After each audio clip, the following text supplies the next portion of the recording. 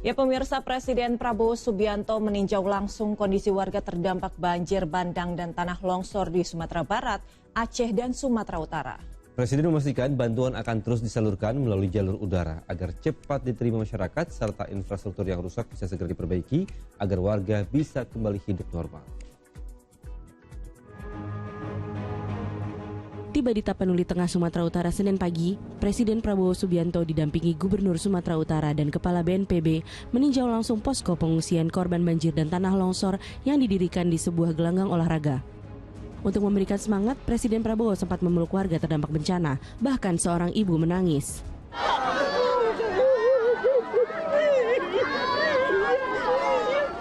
Presiden memastikan bantuan bagi korban bencana akan terus disalurkan melalui jalur udara agar bisa cepat sampai diterima masyarakat meski masih banyak jalur terputus akibat banjir dan longsor.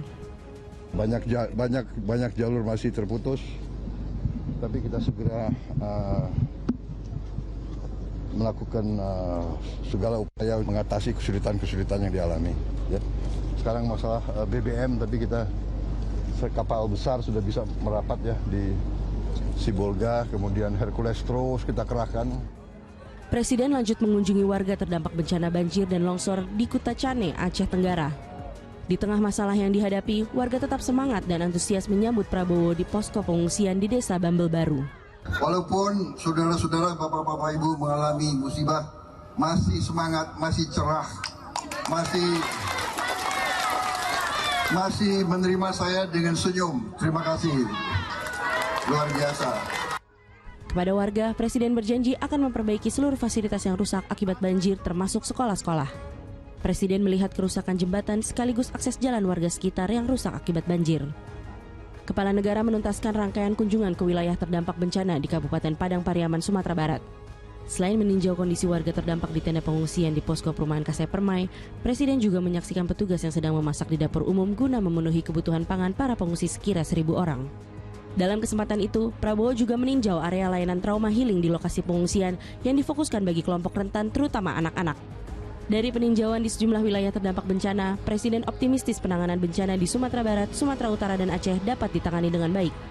Saat ini, pemerintah sedang menginventarisir semua kerusakan untuk dilakukan perbaikan dan rehabilitasi. Padang saya kira semua jalan sudah mulai bisa tembus ya, jalan darat bisa tembus ya. Walaupun banyak jembatan juga yang rusak, listrik sudah hampir 100%, air juga sudah mulai dibenahi ya. Jadi pelan-pelan kita kembalikan ke normal semua. Kita inventarisir semua kerusakan, nanti kita atur bagaimana rehabilitasi kembali supaya rakyat bisa hidup normal lagi. Pemulihan infrastruktur dan layanan publik menjadi prioritas pemerintah dalam tahap awal penanganan bencana. Tim Liputan melaporkan.